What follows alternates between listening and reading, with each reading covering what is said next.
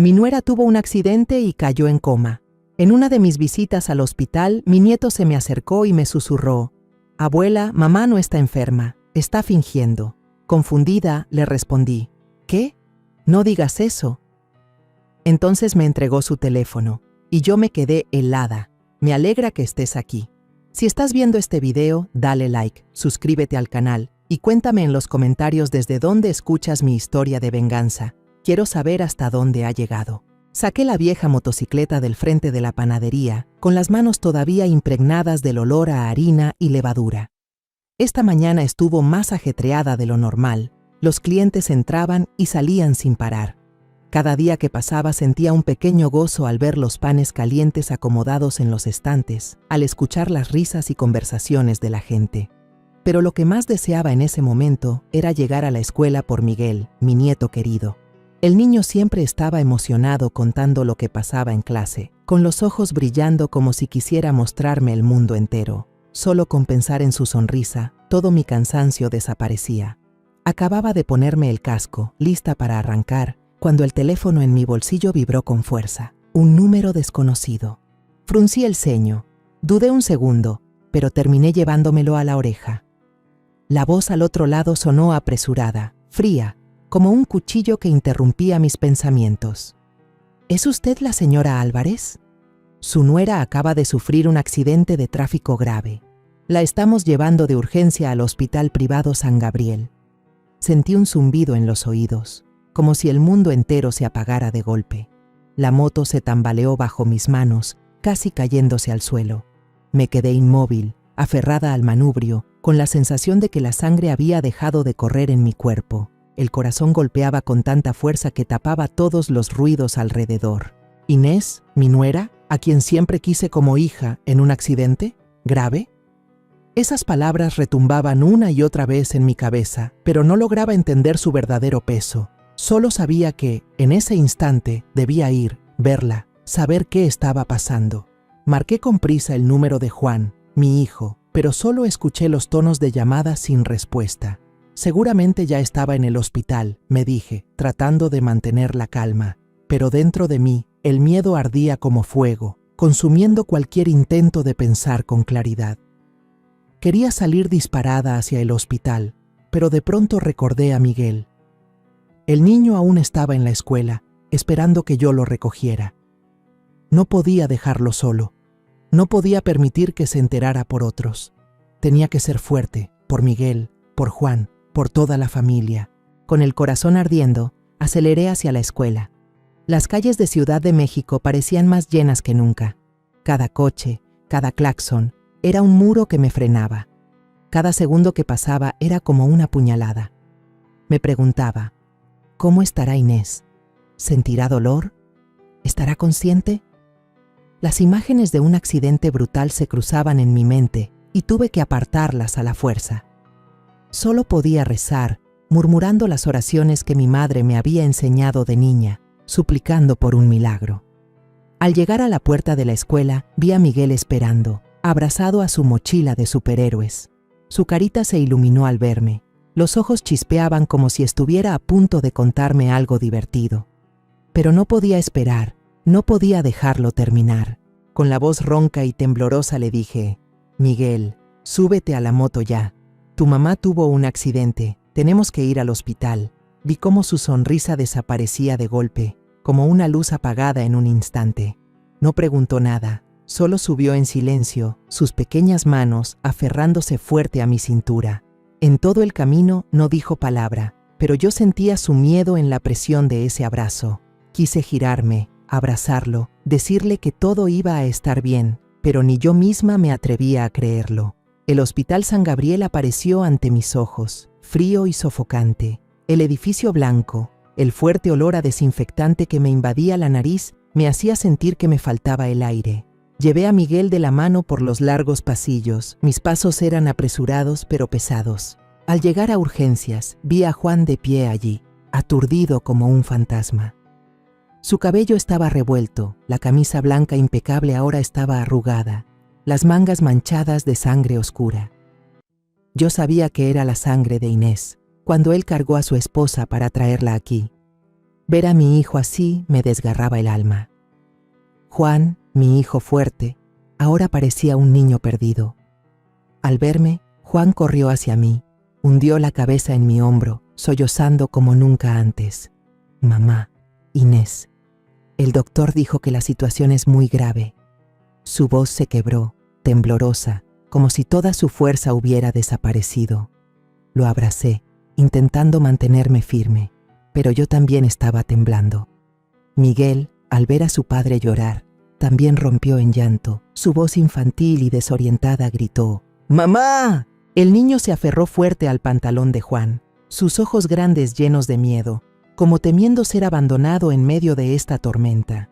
Me arrodillé, lo atraje a mi pecho, tratando de protegerlo. Pero ¿cómo podía protegerlo si yo misma me estaba ahogando en el miedo? Los tres nos sentamos en las frías sillas de plástico del pasillo. El tiempo parecía haberse detenido. El fuerte olor a desinfectante, la voz seca de los altavoces sonando una y otra vez. Cada ruido era como un cuchillo que me atravesaba el corazón. Miraba a Juan, miraba a Miguel, y luego la puerta de la sala de urgencias cerrada. Quería gritar, golpear la puerta, hacer cualquier cosa para saber cómo estaba Inés, pero solo podía quedarme allí, impotente, esperando. Casi 3 horas pasaron, largas como un siglo. Finalmente, la puerta de la sala de urgencias se abrió. Un hombre mayor, de rostro serio, salió. Se presentó como el doctor Herrera, director del hospital. Su voz era grave y pausada, como si pensara cada palabra. La paciente sufrió un traumatismo cráneoencefálico y ha caído en un estado de coma profundo. Hicimos todo lo posible, pero el momento en que despierte depende de la voluntad de la paciente. Esas palabras fueron un golpe en el pecho. Coma profundo, voluntad de la paciente. Esas frases resonaban en mi mente, pero no podía comprenderlas. Inés, la mujer siempre radiante, llena de vida, ahora yacía inmóvil, entre la vida y la muerte. Juan se desplomó. Si no lo hubiera sostenido, habría caído al suelo. Sus ojos se nublaron, como si su mundo entero se hubiera derrumbado. Miguel, asustado, se acurrucó en mis brazos, su pequeño cuerpo temblando. Lo abracé fuerte, intentando ocultar mi dolor, pero mis lágrimas ya corrían, silenciosas, imposibles de contener. No quería que Miguel viera a su abuela llorar, pero ¿cómo podía ser fuerte cuando mi familia se estaba rompiendo? Una joven enfermera, con una placa que decía Marta, se acercó con una tabla de control. Con voz suave dijo: «La familia puede ver a la paciente a través del vidrio, pero por favor no hagan ruido». Asentí. Llevé a Miguel y a Juan frente al grueso cristal. A través de él, vi a Inés inmóvil entre un montón de cables. Su rostro pálido, sin vida. Sus labios, que siempre sonreían, ahora cerrados, como si hubiera ido muy lejos, a un lugar donde nosotros no podíamos alcanzarla. Juan apoyó la frente en el vidrio y gritó desesperado: «Amor, abre los ojos y mírame». Su voz desgarradora retumbó, rompiendo la quietud del pasillo. Las enfermeras se apresuraron a calmarlo suavemente, pero yo sabía que nada podría aliviar el dolor de mi hijo en ese momento. Yo me quedé allí, abrazando a Miguel, sintiendo cada latido débil de su pequeño corazón. Quise decir algo, consolarlo, pero mi garganta se cerró, incapaz de pronunciar una sola palabra. Esa noche, casi tuve que arrastrar a Miguel de regreso a casa. El niño lloraba desconsolado, quería quedarse con su madre, pero no podía dejarlo en el ambiente sofocante del hospital. Lo consolé, le prometí que volveríamos al día siguiente, aunque yo misma no sabía qué nos esperaba. Juan insistió en quedarse, acurrucado en una silla de plástico en el pasillo, con la mirada perdida fija en la puerta de la habitación. Miré a mi hijo y el corazón se me partía, pero sabía que no podía quedarme. Miguel me necesitaba, la panadería me necesitaba, y toda esta familia dependía de mí para mantenerse en pie. Los días después de aquel momento fatídico, mi pequeña casa parecía cubierta por una neblina oscura y pesada.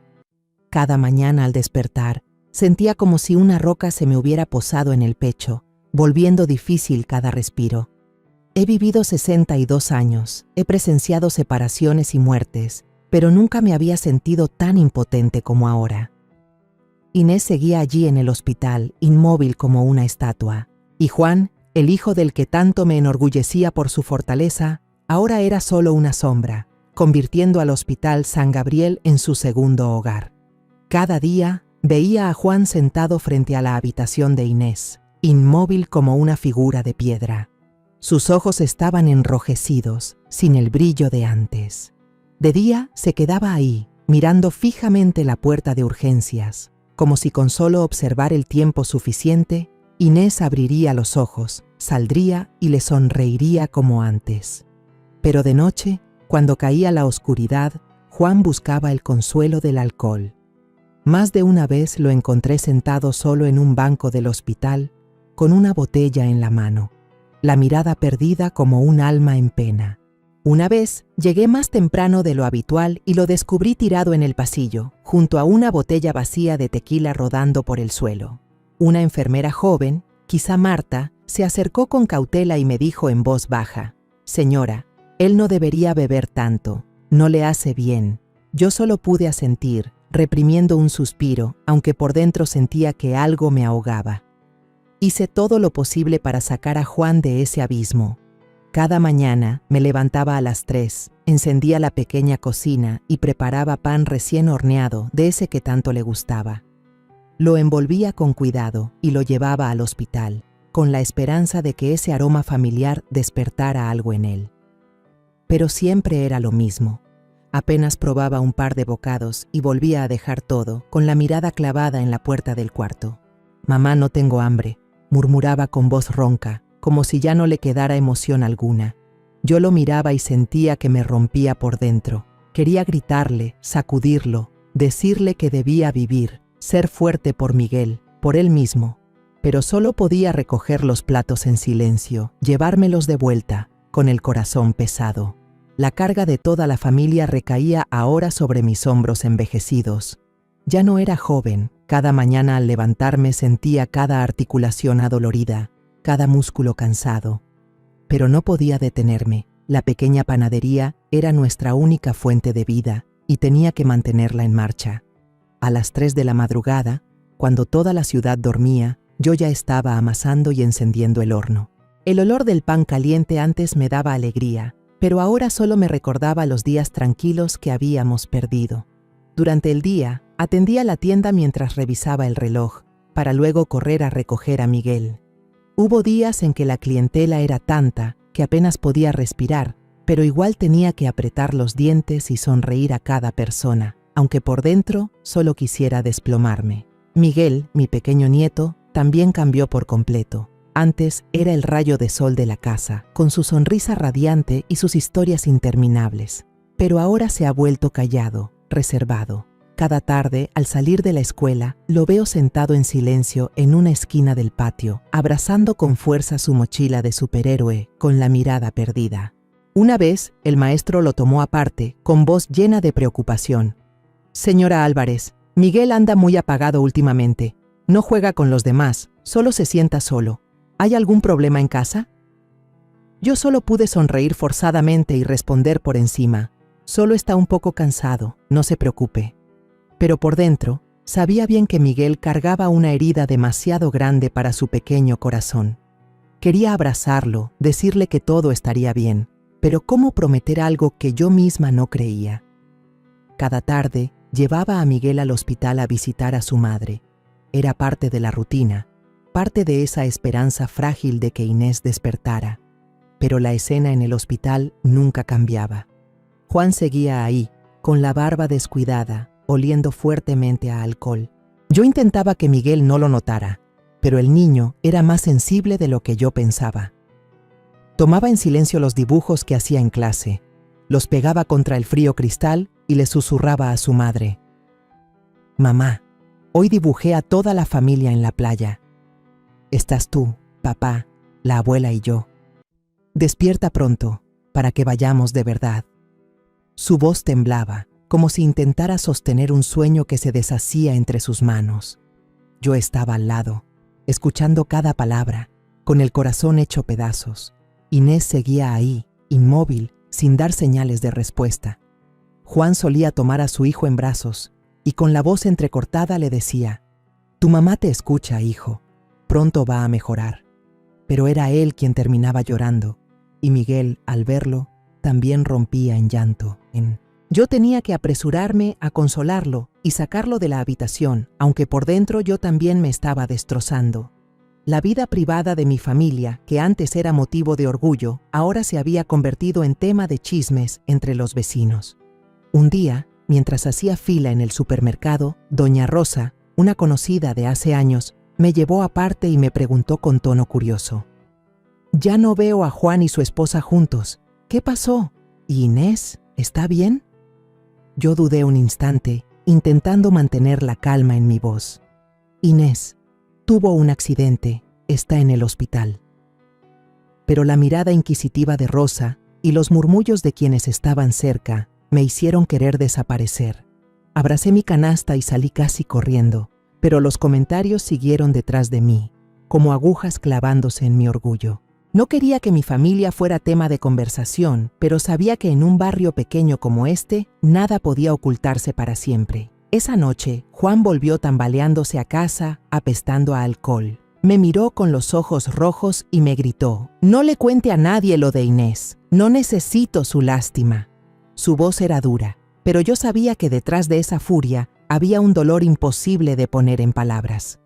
Solo asentí en silencio, conteniendo un suspiro, y lo dejé subir a trompicones a su habitación. Miguel estaba en la escalera, con su mirada infantil siguiendo la silueta vacilante de su padre. No dijo nada, solo se fue cabizbajo a su cuarto, abrazando fuerte su almohada de superhéroe. Al verlo, quise correr a abrazarlo, pero sabía que nada podría aliviar su dolor en ese momento. Esa noche me quedé sola en la cocina fría, frente a una montaña de facturas que no dejaba de crecer. Los gastos del hospital de Inés, la escuela de Miguel, el mantenimiento de la panadería. Cada cifra era como un corte en el alma.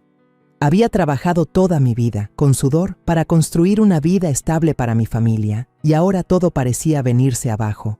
Aquella tarde, el sol en México seguía implacable.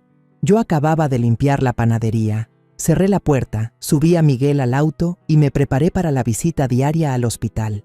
El niño iba en el asiento trasero, callado, abrazando con fuerza su mochila del superhéroe, como si fuera el último consuelo que le quedaba. Quise decir algo para romper el silencio, pero la garganta se me cerró. Solo pude suspirar y pisar el acelerador. Al llegar al Hospital San Gabriel, la escena familiar y dolorosa apareció ante mis ojos. El pasillo seguía frío. El olor a desinfectante me quemaba la nariz y los anuncios de la bocina sonaban secos, uno tras otro. Juan estaba sentado en las sillas de plástico, con la cabeza caída, cabeceando de puro agotamiento. A sus pies, una lata de cerveza vacía rodaba, brillando bajo la luz fluorescente. Ver a mi hijo así me encogió el corazón. Juan alguna vez fue un hombre lleno de vida, siempre riendo y hablando fuerte. Pero ahora solo era una sombra, consumido por el dolor y el alcohol. Le hice una seña a Miguel para que guardara silencio. No quería despertar a su padre. El niño asintió, con los ojos redondos llenos de preocupación, y me siguió despacito. Los dos nos acercamos al vidrio grueso de la sala. Inés estaba allí, quieta, como sumida en un sueño profundo. El pitido de las máquinas sonaba parejo, como un recordatorio cruel de que seguía viva, pero colgando de un hilo. Su rostro estaba pálido, sin un rastro de vida, los labios cerrados como si guardaran un secreto. La miré con el corazón hecho trizas. ¿Cuántas veces me había parado en ese mismo lugar, esperando un milagro, esperando que abriera los ojos, sonriera y dijera que todo había sido solo una pesadilla? Pero siempre era lo mismo, el silencio, y cada vez mi corazón se partía un poco más. Estaba a punto de tomar la mano de Miguel y llevármelo, para huir de esa atmósfera sofocante, cuando de repente él tiró de mi ropa. Se puso de puntitas, se acercó a mi oído y susurró, bajito pero con una fuerza que me atravesó el alma: «Abuela, yo creo que mamá no está enferma.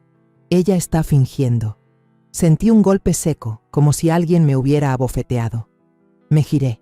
Miré directo a los ojos transparentes de Miguel e intenté hablar con calma, aunque por dentro me temblaba todo. «Miguel, No digas tonterías. Tu mamá está muy enferma. Tú lo sabes. Pero el niño no discutió como solía hacerlo.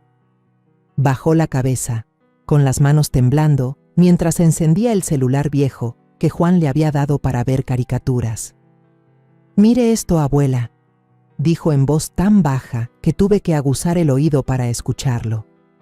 La pantalla titiló y apareció la imagen del cuarto de Inés. En el video no había nadie más, solo ella acostada en la cama, rodeada de cables y tubos. Pero entonces ocurrió lo impensable. Inés abrió lentamente los ojos, miró alrededor como revisando que no hubiera nadie, y luego se rascó la mejilla con toda naturalidad. Un momento después, incluso se incorporó un poco, tomó el vaso de agua de la mesa, bebió un sorbo y se volvió a recostar, cerrando los ojos para quedar inmóvil, como si nada hubiera pasado. Me quedé mirando la pantalla, con la cabeza dando vueltas, como si el mundo entero se hubiera puesto al revés. Eso no era una mujer en coma. ¿Eso era una farsa? Me dejé caer en la silla, con las manos sin fuerza, casi soltando el celular. Miguel estaba a mi lado, con la voz temblorosa, como si lo asustara lo que él mismo había descubierto. «Yo ya lo vi varias veces, abuela. Cada vez que no hay nadie, mamá abre los ojos y mira alrededor. Pero cuando usted o papá están aquí, se queda quieta. No sé qué está haciendo, por eso lo grabé a escondidas para que usted lo viera». Al escucharlo, un escalofrío me recorrió la espalda. El murmullo inocente de Miguel, ese corto video, eran como un rayo que destrozaba la niebla dentro de mí. Inés, mi nuera a quien siempre quise como a una hija, ¿estaba fingiendo? ¿Pero por qué? ¿Para qué? Metí apresurada el teléfono en el bolso, tratando de mantener la voz lo más severa posible. «Miguel, esto absolutamente no se lo puedes contar a tu papá. ¿Entendiste bien?» El niño asintió, con los ojos brillando de miedo y confusión. Yo sabía que no comprendía del todo lo que estaba pasando, pero sentía la gravedad. Lo abracé, intentando ocultar la tormenta que me rugía por dentro. Pero justo en ese momento, Juan se movió y despertó. Se frotó los ojos, mirándonos con voz ronca. «¿De qué hablan ustedes dos?» Me sobresalté, negué con la cabeza y desvié el tema. «De nada, solo le recordaba a Miguel que haga su tarea en casa». Juan asintió, luego atrajo a su hijo hacia sí y le susurró: «No te preocupes, mamá pronto despertará». Miguel bajó la cabeza, evitando la mirada de su padre. Al verlo así, sentí un dolor agudo en el pecho. Era demasiado pequeño para cargar con este peso, para guardar un secreto contra su propio padre. De camino a casa, llevaba la moto como flotando, sin sentir los pies tocar el suelo. Mi mente era un caos. Las imágenes del video se repetían una y otra vez, como una película de terror sin pausa. El murmullo de Miguel, su mirada aterrada, y el rostro inmóvil de Inés. Todo eran piezas que no encajaban. Me preguntaba, ¿será que estoy malinterpretando? ¿Será solo un instante involuntario, una reacción del cuerpo? Pero en lo más profundo de mí, sabía que lo que vi no fue casualidad. Inés estaba ocultando algo, y eso me llenaba de miedo. No miedo por ella, sino por Juan, por Miguel, por toda mi familia. A la mañana siguiente, desperté más temprano que de costumbre, cuando la primera luz del día aún no se filtraba por la rendija de la puerta. Llegué al Hospital San Gabriel antes de lo habitual, cuando los pasillos todavía estaban vacíos y solo algunos empleados de guardia pasaban en silencio. Juan aún no había llegado. Quizás se había ido a casa a asearse tras una noche entera junto a su esposa. Me quedé en la esquina del pasillo, mirando por la ventana hacia la habitación de Inés. Ella seguía ahí, inmóvil, el rostro pálido como de cera. Pero ahora, cada vez que la miraba, ya no veía la fragilidad de alguien luchando entre la vida y la muerte. En cambio, solo veía un velo de misterio, escondiendo algo que yo aún no lograba descifrar. Marta, la joven enfermera asignada exclusivamente al cuidado de Inés, estaba en la habitación. Le limpiaba el cuerpo a mi nuera, con movimientos suaves pero algo mecánicos. Me escondí tras la esquina del pasillo, observando cada gesto suyo. Marta trabajaba, pero sus ojos se desviaban constantemente hacia afuera, como temiendo ser descubierta. De vez en cuando murmuraba algo, tan bajo que no podía entender, pero suficiente para transmitirme inquietud. Algo no estaba bien, lo sabía con certeza. Mi corazón era un enredo de ira y miedo, pero me repetía que debía mantener la calma. Si quería descubrir la verdad, no podía dejar que las emociones me dominaran. Cuando Marta salió del cuarto, llevando consigo la planilla de control, inhalé profundo y avancé. Ella estaba inclinada escribiendo, sin notar mi presencia. Intenté mantener la voz serena, aunque el corazón me golpeaba el pecho. Buenos días, Marta. Dígame, en los momentos en que cuida a Inés, ¿ha notado alguna vez algo fuera de lo común? Por ejemplo, que ella despierte en secreto cuando no hay nadie. Pronuncié cada palabra con cuidado, observando de cerca su reacción. Marta dio un salto, como si yo le hubiera lanzado una bomba directo al pecho. Sus ojos se abrieron de par en par, llenos de terror, y el bolígrafo que sostenía cayó al suelo con un ruido seco. Ese sonido retumbó en el pasillo silencioso, confirmándome que había tocado justo en su miedo más profundo. Señora, ¿qué está diciendo? Yo no entiendo, balbuceó Marta, evitando mi mirada, incapaz de sostenerla. Retrocedió un paso, apretando la tabla de control como si quisiera aferrarse a ella. Me acerqué más, con la voz firme, sin rastro de suavidad. Esa reacción significa que es verdad, ¿cierto? La miré directo a los ojos, buscando una grieta en su pánico. El rostro de Marta estaba pálido. Sus labios temblaban como si fuera a llorar. Se dejó caer en la silla, hablando en un hilo de voz, casi un susurro. Yo solo obedecía órdenes del director Herrera. Él me pidió guardar el secreto. Por favor, yo solo soy una empleada, no me meta en esto. Esa confesión a medias me golpeó como un rayo. Me quedé inmóvil, con la sensación de que el suelo se abría bajo mis pies. Era cierto. Inés no solo fingía estar en coma, sino que también el doctor Herrera, director del hospital, estaba involucrado. Traté de mantener la calma en mi voz, aunque por dentro hervía de rabia. ¿Qué te pidió exactamente? Dilo claro. Marta avancé un paso más, sin darle espacio para escapar. Marta negó con fuerza, estrujándose las manos, hablando entrecortada. Solo me ordenó que cuidara bien a la señora Inés, que no le dijera a nadie que ya había despertado. Yo no tengo nada que ver con lo demás. Se lo ruego, no me culpe a mí. Alzó la vista, con los ojos enrojecidos, como suplicando perdón. Pero yo no podía ceder. No porque quisiera castigarla, sino porque necesitaba la verdad. Necesitaba proteger a mi hijo y a mi nieto de lo que estuviera pasando. En ese momento, otra enfermera pasó por el pasillo, lanzándonos una mirada curiosa. Marta se levantó de golpe, recogió el bolígrafo y fingió retomar sus notas como si nada hubiera ocurrido. Yo me di la vuelta en silencio, con el corazón golpeando como un tambor. Cada paso al salir del pasillo me pesaba como si cargara una roca. Lo que Marta había admitido no solo confirmaba mis sospechas, sino que revelaba algo peor. Esto no era solo una farsa de Inés, sino un engaño respaldado por alguien con poder, como el doctor Herrera. ¿Qué estaban tramando? ¿Cómo podían ser tan crueles de engañar a toda una familia, dejando que Juan y Miguel se hundieran en el dolor?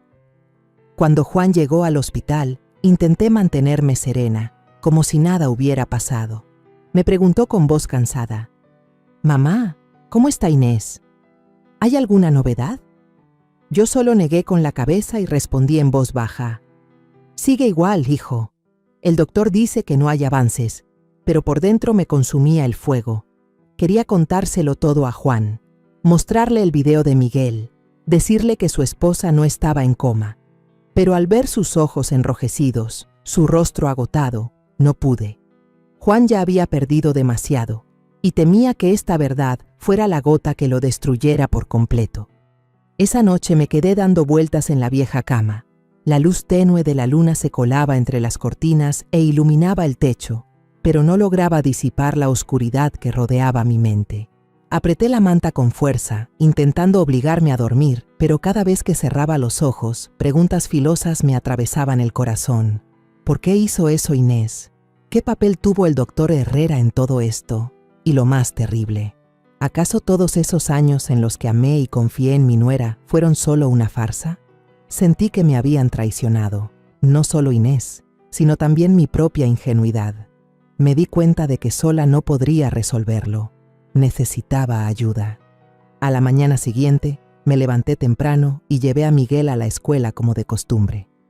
El niño seguía en silencio, abrazando su mochila del hombre araña, con la mirada perdida como si estuviera atrapado en un mundo que no entendía. Le acaricié la cabeza e intenté sonreír. Hoy esfuérzate en la escuela, te voy a recoger temprano. Miguel asintió, pero yo sabía que no creía en mis palabras de consuelo. Al ver su pequeña espalda desaparecer tras la reja de la escuela, sentí que el corazón se me apretaba. Tenía que descubrir la verdad, no solo por mí, sino también por Miguel, para que no siguiera viviendo en esta penumbra. Conduje directo a la oficina del señor Santiago, un detective privado que había sido amigo de mi difunto esposo. Era un ex policía al que mi marido siempre respetó por su entrega y su agudeza. La oficina de Santiago estaba en una esquina descuidada, con un letrero de madera ya desgastado. Al entrar, lo vi sentado tras un escritorio lleno de marcas, con sus ojos penetrantes mirándome por encima de unas gafas de marco plateado. «Señora Álvarez, ¿cuánto tiempo sin verla? ¿Qué pasa que la noto tan tensa?», preguntó con voz grave pero atenta. Respiré hondo y le conté todo, desde el inocente susurro de Miguel, el video inesperado, hasta el enfrentamiento con la enfermera Marta. Traté de mantenerme serena, pero mis manos temblaban mientras le mostraba el video en el teléfono. Santiago lo miró una y otra vez, frunciendo el ceño, sus dedos golpeando suavemente la mesa como hacía siempre. «Esto no es cualquier cosa, señora Álvarez», dijo en voz baja. «Si lo que usted cuenta es cierto, hay una conspiración en marcha. Voy a ayudarla, pero tiene que mantener esto en secreto, especialmente con su hijo». Asentí, sintiéndome aliviada por compartir la carga, pero también más pesada al ver cómo la verdad empezaba a salir a la luz. Santiago prometió comenzar a vigilar el hospital de inmediato, y salí de su oficina con una frágil chispa de esperanza mezclada con miedo. Esa noche volví a llevar a Miguel al hospital. El aire estaba igual de sofocante que siempre. El olor a desinfectante me golpeaba y los sonidos constantes de las máquinas venían desde la habitación de Inés. Juan ya estaba allí, sentado junto a la cama de su esposa, sosteniéndole la mano con fuerza, mientras las lágrimas rodaban silenciosas por sus mejillas. Al verlo así, el dolor me atravesó. Juan, mi hijo fuerte, el orgullo de mi vida, ahora parecía un hombre vacío. Quise abrazarlo, contarle toda la verdad, pero cada vez que me topaba con sus ojos enrojecidos, no me atrevía. ¿Cómo podía decirle que la mujer que amaba tal vez lo estaba engañando? ¿Cómo podía destrozarle aún más el corazón? Puse como excusa salir al pasillo por agua, dejando a Miguel al lado de su padre. Al pasar por un rincón cerca de la sala de enfermería, alcancé a ver a Marta hablando con un guardia. Ella le deslizó una carpeta delgada en la mano, con la mirada nerviosa, como temiendo ser descubierta. Contuve la respiración y reduje el paso para escuchar mejor. «Entrégale esto a él, rápido», murmuró Marta con voz temblorosa. El guardia asintió, metió la carpeta en el bolsillo de su chaqueta y se dirigió apresuradamente hacia la oficina del doctor Herrera. Cuando Marta volvió, su mirada se cruzó con la mía. Se sobresaltó, agachó la cabeza deprisa, fingiendo no verme, y se alejó rápido. Yo avancé, con la intención de llamarla, pero el guardia ya me estaba mirando, con ojos llenos de desconfianza. Me detuve, sintiendo como si una mano invisible me apretara la garganta. Unos días después, Santiago me citó en una pequeña cafetería, escondida en un callejón desierto. Cuando llegué, él ya estaba sentado en un rincón apartado, con un fajo de fotos frente a sí. «Siéntese», dijo, con voz grave pero tensa. Empujó las fotos hacia mí y al mirarlas sentí que todo mi cuerpo se paralizaba. Eran fotos tomadas a escondidas, mostrando a Inés, con bata de paciente y una bata blanca encima, saliendo furtivamente de la habitación en plena medianoche. Caminaba con pasos suaves pero conscientes, sin ninguna señal de estar en coma. Inés se dirigió directo al despacho del doctor Herrera. La puerta se cerró de golpe tras ella. La luz seguía encendida adentro, aunque ya era pasada la medianoche. Tomé las fotos con las manos temblorosas, sintiendo que la sangre se me drenaba. ¿Esto es real?, susurré con voz quebrada. Santiago asintió, con mirada seria. Su oficina está muy bien insonorizada. No pude oír nada, pero es evidente que algo raro pasa. La he vigilado varias noches, y no es la única vez que lo hace. Voy a seguir investigando, pero usted tiene que estar preparada. Esto puede ser más grande de lo que pensamos, asentí, aunque mi mente estaba en blanco. Las palabras de Marta resonaban en mis oídos. Yo solo obedezco órdenes de Herrera. Las piezas comenzaban a encajar, formando un cuadro aterrador que no quería creer. Al llegar a casa, me senté en la cocina oscura, la tenue luz cayendo sobre mis manos temblorosas. Miguel ya dormía, pero sabía que seguía cargando con el miedo hacia su madre. Juan estaba en el hospital, cuidando a una esposa que quizás lo estaba engañando. Saqué el teléfono, volví a ver el video de Miguel y pensé en las fotos de Santiago. Cada detalle era como una puñalada, pero sabía que no podía detenerme. Decidí que, además de confiar en Santiago, yo misma debía buscar más pruebas. No podía permitir que mi familia siguiera viviendo en una mentira. Tenía que proteger a Juan, proteger a Miguel, aunque el precio fuera mi propio corazón hecho pedazos. Esa mañana desperté antes del amanecer. No podía dormir, no por cansancio, sino porque la duda y el dolor me devoraban toda la noche. Miré el reloj. Apenas eran las 4. Juan, mi hijo, seguramente aún dormía profundamente tras una noche de copas. Era mi oportunidad para hacer lo que había postergado demasiado tiempo. Subí las escaleras en silencio, descalza para no hacer ruido. La casa estaba inquietantemente callada. Solo el tic-tac del reloj de pared se escuchaba. Me planté frente a la puerta de la habitación de Juan e Inés. Apreté con fuerza la manija, sintiendo el corazón golpear con furia en mi pecho. Sabía que no debía hacerlo, que no debía husmear en la habitación de mi hijo y mi nuera, pero ya no tenía otra opción. Si Inés realmente nos estaba traicionando, necesitaba pruebas, algo para proteger a mi familia. Respiré hondo y abrí la puerta. La habitación aún estaba impregnada con el perfume dulce y penetrante de Inés, una fragancia que antes me parecía tierna y familiar. En el tocador, un labial rojo quedaba abierto, como si ella se hubiera ido apenas unos minutos antes. Esos pequeños detalles me atravesaban el alma. Recordé cuando Inés recién se casó, cómo se peinaba con cuidado, cómo sonreía al probarse un vestido nuevo.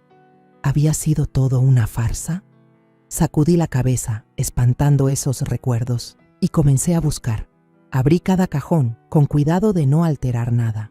Cada ruido pequeño, incluso el leve roce de la tela, me hacía sobresaltarme, temiendo que Juan se despertara y me descubriera. Revisé el tocador, los estantes de libros, incluso debajo de la cama, pero no encontré nada aparte de los objetos de siempre.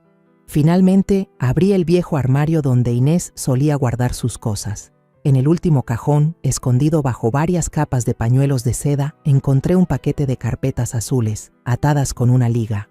Mis manos temblaban al abrirlo, como si estuviera a punto de tocar un secreto espantoso. Dentro había 2 pólizas de seguro de vida, los documentos impresos con cuidado, la firma de Inés clara al final de cada página.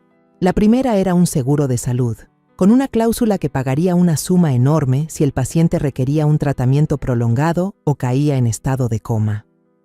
La cantidad me dejó atónita, suficiente para comprar una casa grande.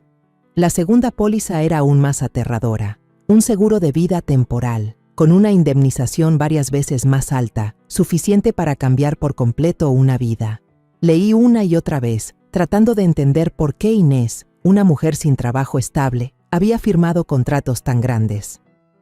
Ella solía pedirle dinero a Juan para hacer compras, y en ocasiones hasta me pedía a mí, con cierta vergüenza, para cubrir gastos básicos. Entonces, ¿de dónde salía el dinero para pagar esas pólizas? ¿Y por qué las necesitaba? Saqué mi teléfono y fotografié cada página, cuidando de no arrugar el papel. Cada vez que presionaba el botón, Sentía que estaba traicionando a mi propia familia, pero sabía que no tenía otra opción. Volví a colocar las carpetas en su sitio, cerré el cajón y salí del cuarto. Pero apenas abrí la puerta, me topé con Juan. Estaba ahí, con una mirada llena de sospecha, el cabello revuelto, la voz ronca. «¿Qué hace mamá en mi cuarto?». Me sobresalté, escondí el teléfono detrás de mi espalda, el corazón latiendo con fuerza. «Ah, solo buscaba el álbum de fotos viejo», respondí con torpeza, forzando una sonrisa. Juan suspiró. No preguntó más y caminó tambaleante hacia la cocina, donde yo sabía que volvería a buscar la botella de licor. Mirando la espalda de mi hijo, sentí que el corazón se me oprimía. Quise contarle todo, mostrarle esos documentos, pero sabía que Juan aún no estaba listo para enfrentar la verdad. Por la tarde, me encontré con Santiago en una pequeña cafetería donde habíamos quedado antes. Él tenía nueva información. Cuando me senté, empujó hacia mí otro fajo de fotos, esta vez tomadas en el estacionamiento vacío del hospital. Las imágenes mostraban a Inés y al doctor Herrera dentro de un auto, compartiendo gestos íntimos imposibles de negar. Inés, vestida con ropa de paciente, sonreía a Herrera, su mano sobre la de él, la mirada llena de intención. Me quedé inmóvil, removiendo con mano temblorosa el café ya frío. «¿Esto es real, Santiago?», susurré con la voz quebrada. Él asintió, con voz grave. «Los he seguido varias noches, no es la primera vez. Hay algo muy turbio aquí, señora Álvarez. Debe prepararse». Miré las fotos, sintiendo que el mundo entero se derrumbaba bajo mis pies. Inés no solo fingía estar en coma, también tenía una relación oculta con el doctor Herrera.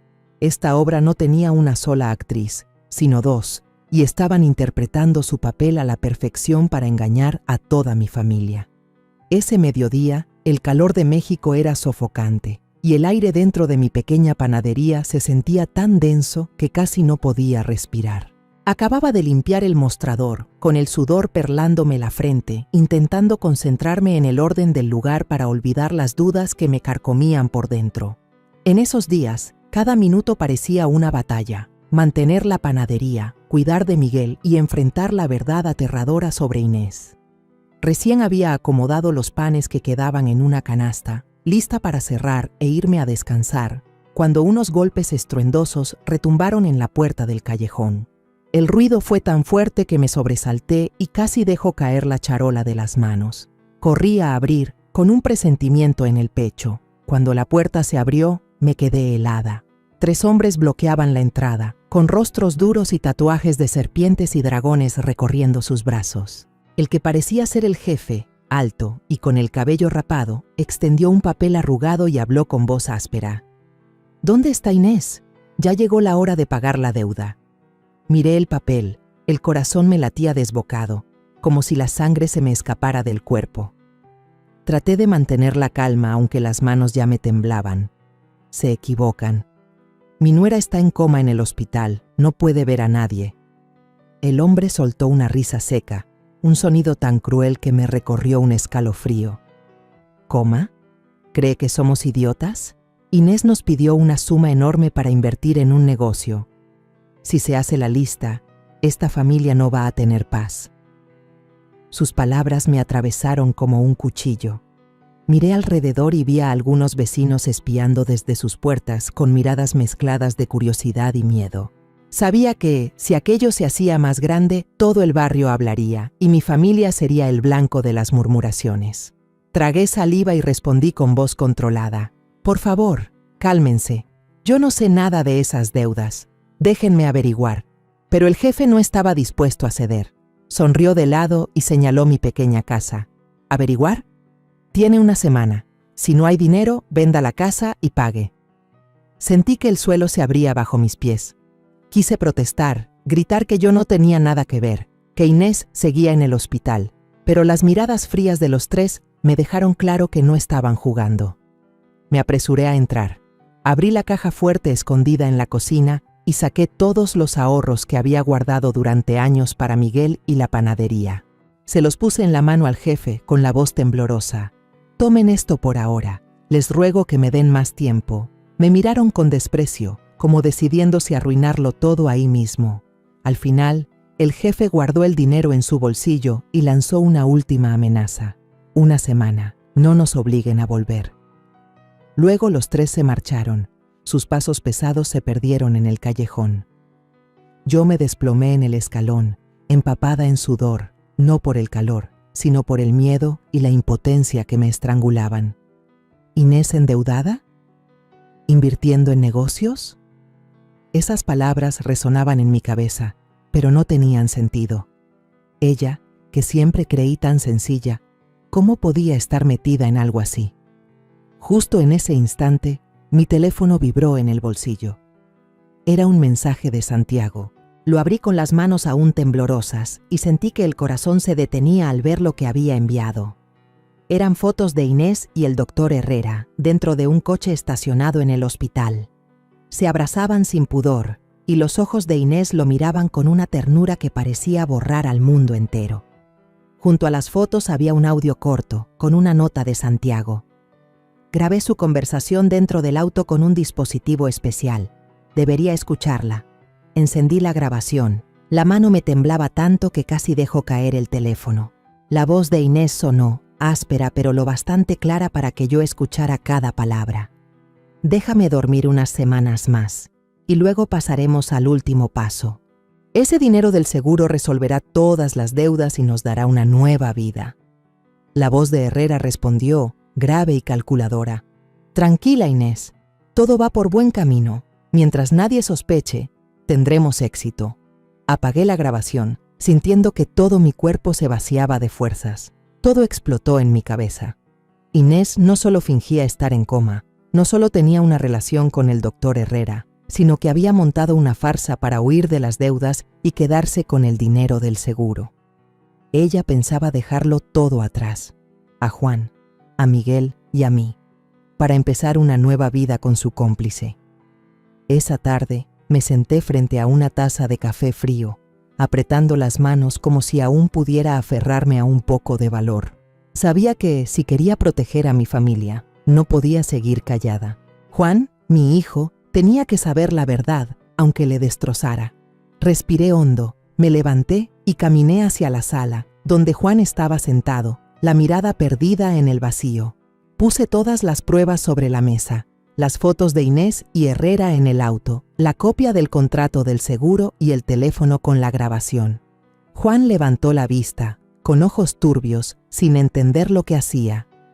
«Mamá, ¿qué es esto?», preguntó con voz ronca, aún con olor a alcohol de la noche anterior. Me senté frente a él, intentando mantenerme firme, aunque el corazón me golpeaba con fuerza. «Juan, necesito que mires esto. Sé que no quieres creerlo, pero debes enfrentar la verdad». Señalé el montón de fotos con la voz quebrada. Inés no está en coma. Ella nos está engañando. Juan sacudió la cabeza una y otra vez, con las manos temblorosas rozando las fotos, hasta que de pronto las tiró al suelo y gritó: «¡No puede ser! ¿De dónde sacaste esto? Está todo armado. Inés jamás me traicionaría». Sus ojos rojos parecían aferrarse desesperadamente a una fe que se desmoronaba. Le tomé la mano que temblaba, hablando lo más suave que pude. «Juan, debes despertar. Mira la realidad. Inés no solo te engañó a ti, también manipuló la inocencia de Miguel. Sé que duele, pero no puedes seguir viviendo en una mentira». Reproduce la grabación. La voz de Inés sonó otra vez, clara y helada. «Déjame dormir unas semanas más, y luego pasaremos al último paso. Ese dinero del seguro resolverá todas las deudas y nos dará una nueva vida». Juan quedó inmóvil, como si alguien lo hubiera abofeteado. Escuchó todo el audio y de pronto rompió en llanto, lágrimas de dolor y derrumbe. «¿Por qué, mamá? ¿Por qué me hizo esto? ¿Por qué a Miguel?», susurró con voz rota. Lo abracé, sintiendo su cuerpo temblar en mis brazos, sin saber cómo consolarlo. Solo pude decir: «Lo siento, Juan. Yo también sufro, pero tenemos que ser fuertes por Miguel».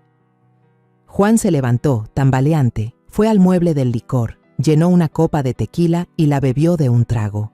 Después se metió en su cuarto y cerró la puerta de un portazo. Ese golpe retumbó como un martillazo en mi pecho. Sabía que mi hijo necesitaba tiempo, pero también sabía que yo ya no podía esperar más. La verdad estaba desnuda, y si Inés y Herrera estaban por dar el último paso de su plan, yo debía actuar antes de que fuera demasiado tarde. Quedé en verme con Santiago a la mañana siguiente en un rincón apartado del café de siempre. Él estaba ahí, con una taza de café negro frente a sí, el rostro lleno de tensión. ¿Ya le contó a Juan?, preguntó apenas me senté. Asentí, con voz grave. Él no quiere creerlo, pero una madre no puede dejar que su hijo siga engañado. ¿Qué hacemos ahora, Santiago? Él golpeó suavemente la mesa con los dedos, la mirada afilada. Tenemos pruebas suficientes para ir a la policía, la grabación, las fotos, el contrato de seguro. Pero si quiere que Juan vea la verdad con sus propios ojos, necesitamos un golpe final en el hospital. Hay que hacer que Inés y Herrera se descubran solos. Asentí, sintiendo a la vez determinación y miedo.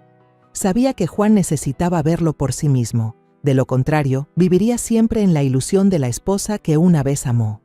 Al día siguiente busqué a Rosario, una vieja compañera de estudios que ahora era la jefa de policía de la zona. Compartimos nuestra juventud y yo sabía que era alguien en quien podía confiar. En su pequeña oficina le conté todo, desde el video de Miguel hasta las pruebas de Santiago. Rosario escuchó, con el rostro cada vez más serio. Cuando le mostré la grabación, negó con la cabeza, con voz grave. Esto es una estafa organizada, señora Álvarez. Si lo que dice es cierto, Inés y Herrera no solo han violado la ética, sino la ley. Se detuvo y me miró fijamente. La ayudaré, pero necesitamos un pretexto válido para irrumpir sin levantar sospechas. ¿Ya tiene un plan? No alcancé a responder cuando mi teléfono vibró en el bolso. Era el número del doctor Herrera. Contesté, el corazón latiendo a toda prisa. Su voz al otro lado sonaba pesada, con un falso tono de compasión. Señora Álvarez, lamento mucho informarle que la situación de Inés está empeorando. Tal vez la familia deba prepararse. Mañana por la mañana, por favor estén todos presentes. Daremos el resultado final. Sentí un escalofrío, como si hubiera tocado un bloque de hielo. Ahí estaba. Ese era el momento en que planeaban bajar el telón de su farsa. Traté de sonar tranquila al responder. Sí, doctor. Mañana estaremos ahí. Al colgar, me giré hacia Rosario, con la voz temblorosa. Mañana, en la habitación de Inés. Ese es el momento. Rosario asintió, con una mirada firme. De acuerdo, prepararé al equipo. Actuaremos en el instante justo. Sentí una chispa de esperanza, pero al mismo tiempo el miedo crecía. ¿Qué pasaría cuando Juan enfrentara la verdad? ¿Soportaría el golpe? Y Miguel, mi nieto querido, ¿cómo reaccionaría al saber que su madre había engañado a toda la familia? Esa noche llevé a Miguel a casa de doña Lucía, la vecina de confianza que vivía enfrente. No quería que el niño presenciara la escena terrible que se avecinaba. Cuando le dije que esa noche dormiría en casa de doña Lucía, Miguel me miró con preocupación en los ojos. Abuela, ¿mi mamá está bien? ¿Mañana me llevas a verla, sí? Lo abracé, conteniendo las lágrimas. Está bien, hijo. Mañana te recogeré temprano, pero cuando el niño se dio la vuelta, sentí que el corazón se me partía. ¿Cómo podría protegerlo de una verdad tan cruel? Al volver a casa, encontré a Juan sentado en la oscuridad, con una botella de licor rodando a sus pies. No dijo nada, solo estaba ahí, con los ojos enrojecidos y vacíos. Me acerqué, puse mi mano sobre su hombro y dije una sola frase. Mañana tienes que ir al hospital. Necesitas conocer la verdad definitiva. Juan levantó la vista, con el rostro marcado por el dolor, pero asintió en silencio. Yo sabía que él también sentía que todo estaba a punto de cambiar para siempre. A la mañana siguiente, el ambiente en la casa era tan pesado como el plomo. Me desperté temprano, pero no por la costumbre de hornear pan, sino por la sensación de inquietud que me apretaba el pecho. Hoy era el día en que todo saldría a la luz y aunque ya me había preparado, mi corazón seguía temblando. Juan estaba sentado en la mesa, sin decir una palabra, el rostro demacrado y agotado después de tantos días perdido entre el alcohol y el dolor. Miré a mi hijo. Quise decirle algo para consolarlo, pero la garganta se me cerró. Vámonos, Juan. Fue lo único que pude decir, con voz ronca. Él asintió, se levantó y juntos subimos al auto, avanzando en silencio hacia el Hospital San Gabriel. Durante todo el trayecto, Juan miraba por la ventana con la mirada perdida, como si su alma hubiera abandonado su cuerpo hacía tiempo. Cuando llegamos al hospital, el pasillo familiar apareció con el fuerte olor a desinfectante y el ruido constante de las máquinas. Marta estaba allí con algunas enfermeras más, el rostro nervioso, inquieto, como si supiera que algo estaba por ocurrir. La miré de reojo, pero no dije nada, solo apreté la mano de Juan para darle valor. El doctor Herrera salió de su oficina con un expediente en la mano. Nos saludó con una formalidad fingida y dijo con voz grave y solemne: «Señora Álvarez, señor Juan, pasen por favor». Asentí, aunque por dentro la rabia hervía. Yo sabía que justo afuera, Rosario y su equipo de policías ya estaban listos. Entramos a la habitación de Inés, donde algunos familiares ya se habían reunido. El aire estaba cargado, como si todos sintieran la tensión. Inés yacía inmóvil en la cama, el rostro pálido, pero yo ya no la veía como una víctima. Solo veía a una mujer que había montado una obra cruel, engañando a toda mi familia. Herrera, de pie junto a la cama, comenzó su discurso con voz lastimera. Después de muchos días de esfuerzo, lamentamos informar que la condición de la paciente empeora cada vez más. Tememos que no logre sobrevivir. La familia debe estar preparada. Juan agachó la cabeza. Los hombros le temblaban. Algunos familiares comenzaron a sollozar, y los gemidos se extendieron creando una escena de luto tan falsa como calculada. Yo me mantuve de pie, los puños cerrados, conteniendo la furia que me quemaba el pecho. Miré a Herrera, a su actuación perfecta, y supe que era cuestión de segundos para que su teatro llegara al final. Pero lo que no imaginaban era que hoy, Rosario y yo, seríamos quienes bajaríamos el telón. Justo en el momento en que Herrera levantó la pluma para firmar el certificado de pronóstico fatal, la puerta se abrió de golpe. 3 policías uniformados entraron, encabezados por Rosario, cuya mirada era fría y decidida. La habitación quedó en silencio absoluto. Rosario declaró con firmeza: «Doctor Herrera, señora Inés Ortega, quedan arrestados por fraude y estafa de seguros». Su voz resonó fuerte, implacable, como un martillazo que destrozaba toda la farsa, y entonces ocurrió algo increíble. Inés, la que supuestamente estaba en coma profundo, de pronto abrió los ojos, se incorporó en la cama y gritó: «¿Qué están diciendo? No tienen pruebas. Esto es una calumnia». Su voz chillona, desesperada, no tenía nada que ver con la de alguien que había estado inmóvil por semanas. Juan quedó paralizado, con la boca abierta, mirando a su esposa, moribunda, gritar como una fiera. Inés volteó hacia él, y en sus ojos apareció un destello de pánico, como si hubiera entendido que acababa de delatarse sola. Rápidamente giró el rostro, incapaz de sostener la mirada de su marido. Rosario hizo una señal y un oficial se adelantó, presentando todas las pruebas: las fotos de Inés y Herrera en el auto, la grabación de su conversación, las imágenes del contrato de seguro y la declaración de la enfermera Marta. Saqué mi celular y mostré el video que Miguel había grabado, donde se veía a Inés abriendo los ojos a escondidas, bebiendo agua y levantándose cuando nadie la observaba. Murmullos y comentarios comenzaron a llenar la sala. Un familiar murmuró: «Dios mío, ¿cómo puede ser posible?». Otro exclamó: «Ella engañó a toda nuestra familia». El ambiente en la habitación se volvió caótico, como si la verdad acabara de destrozar todas las ilusiones. Juan temblaba, con la mirada clavada en Inés. Luego, como si despertara de un sueño, gritó con la voz quebrada: «Inés, ¿por qué me hiciste esto? ¿Por qué a Miguel?». Inés se lanzó hacia él, intentando abrazarlo, llorando y suplicando: «Juan, tienes que entender, no tenía otra opción, debía demasiado, solo quería que tuviéramos una vida mejor». Pero Juan apartó de golpe sus manos, sus ojos ya solo reflejaban rabia y repulsión. ¿Mejor?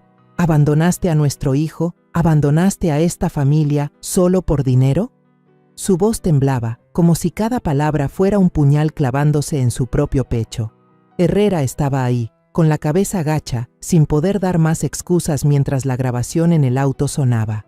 Su voz retumbó, fría y calculadora: Tranquila, Inés. Mientras nadie sospeche, tendremos éxito.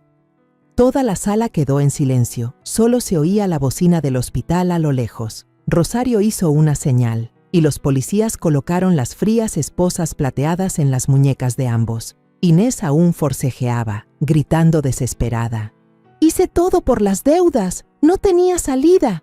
Pero nadie le creyó más. Ni siquiera los familiares que antes lloraban por ella, ahora solo la miraban con ojos extraños. Juan se desplomó en la silla, con las manos en la cabeza, como si no pudiera soportar el peso de la verdad. Me acerqué, puse mi mano en el hombro de mi hijo y le dije suavemente: «Esta es la verdad, hijo. Sé que duele, pero tenemos que seguir adelante». Juan no respondió, solo se quedó ahí, con las lágrimas cayendo en silencio. Sentí su dolor como si fuera mío. Yo había perdido a una nuera a la que había querido, pero Juan había perdido una parte de su vida. La habitación del hospital, antes tranquila, ahora era un caos. Los gritos de Inés se hicieron más débiles y lejanos cuando la sacaron esposada. Herrera caminaba detrás, con la cabeza baja, sin rastro de la autoridad de un director de hospital. Cuando la puerta se cerró, devolviendo el silencio, miré alrededor de la sala, a los rostros atónitos de los familiares, y sentí un gran vacío en el corazón. La verdad había salido a la luz, pero no trajo alegría, solo dejó dolor y vacío. Pasaron unos meses desde aquel día en que la verdad estalló en la sala del hospital, pero cada instante sigue grabado en mi memoria.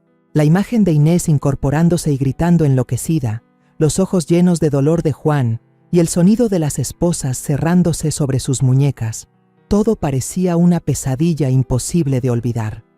Pero ahora, frente al tribunal, siento un leve alivio, como si al fin se fuera a quitar una losa de mi corazón. Hoy es el día del juicio público de Inés y el doctor Herrera, y sé que será el punto final de la cruel obra que destrozó a mi familia.